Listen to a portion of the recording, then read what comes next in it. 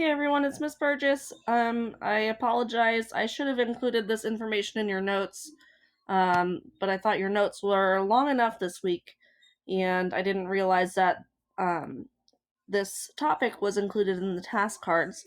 So I'm going to do 4 task cards for you, and you can just write the answers for numbers 8, 11, I believe 15, and 19, right? But watch the video so that you know how to apply these properties to the other problems, because all of the problems 8 and on are using these 3 properties. So there's 3 types, right? And we just use the property that applies to the type. So number 8 is 2 intersecting chords. So we're using type 1. And the rule says it is A times B equals C times D. Okay, so A and B are the same chord, and C and D are the same chord, right? So we're just going to take, for number 8, AB is going to be 12 times 7. Let me get my pen going here. So 12 times 7, and set it equal to x times 28. Okay, and 12 times 7 is 84, and x times 28 is 28x. Okay, and then to solve for x, we just divide both sides by 28. So we're going to do 84 divided by 28 to get x is 3. So number 8, x is 3. That's how you solve that. Number 11 is the same, right? But the math is a tiny bit harder. So we're still using A times B is the same chord, so we're going to do the x minus 6 times x. So that's x times x minus 6. Set it equal to x minus 7 times x plus 2. Okay, so we distribute the x to be x squared and negative 6x.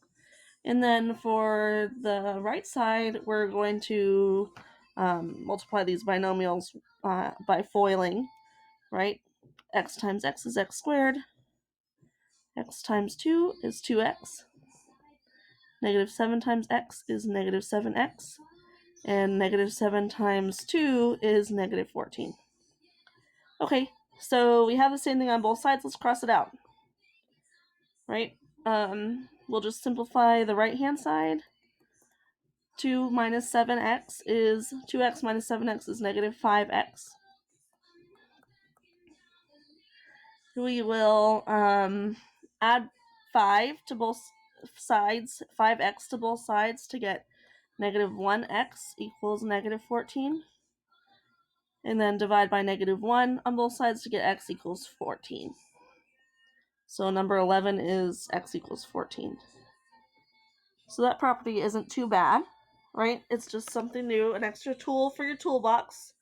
Number 15 looks a little different. We're finding the length of RP, and we have 2 secants. So if we have 2 secants, we use the rule type 2, which is A times A plus B equals C times quantity C plus D. So that's what we're going to do. And I'll go ahead and write the rule down here so you guys can reference that.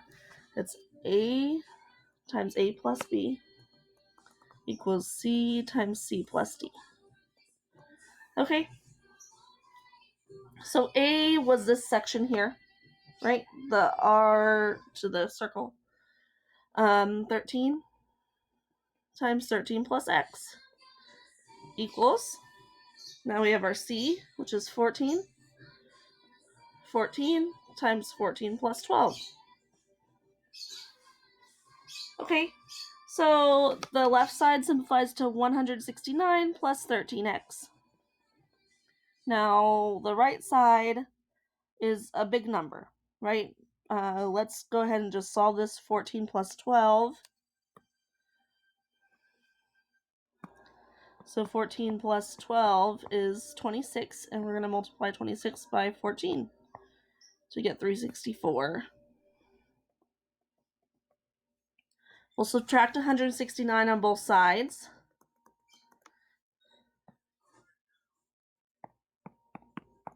So you get 195.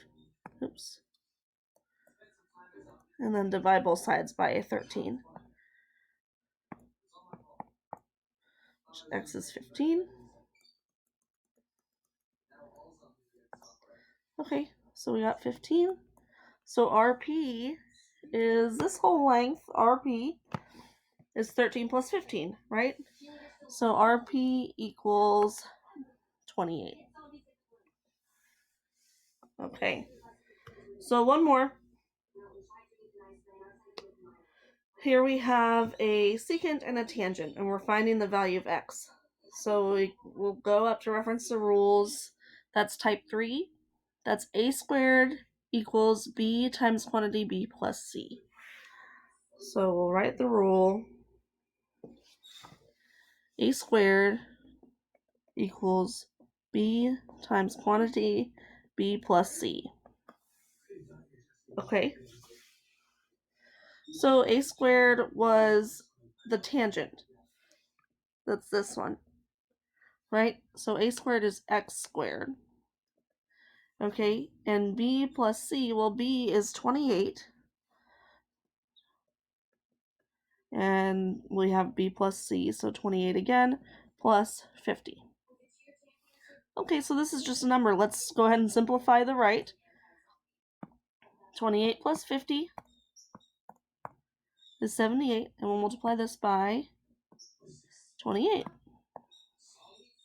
So x squared equals 2,184. Okay, so to find x by itself, we're just going to take the square root. X equals 46.7.